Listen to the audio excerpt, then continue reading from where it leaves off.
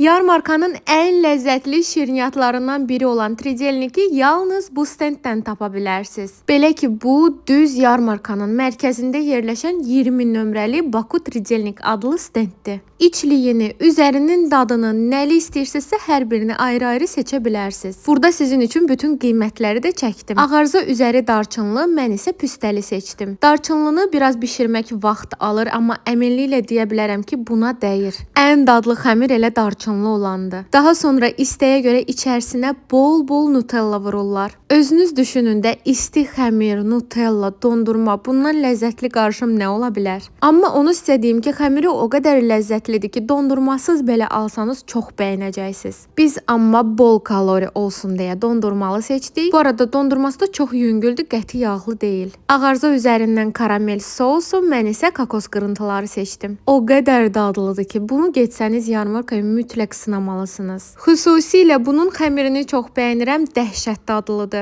Dəhşət tatlı. Gördüyünüz kimi ağarza da təsdiqlədi. Hər yerimiz batdı, hər yerimiz şokolad oldu, amma qəti heyfsilənmədi, çünki şirniyyat möhtəşəm idi. Onu da qeyd edim ki, düz yarmarkanın yaxınlığında Tridelnikin daimi olaraq restoranı fəaliyyət göstərir.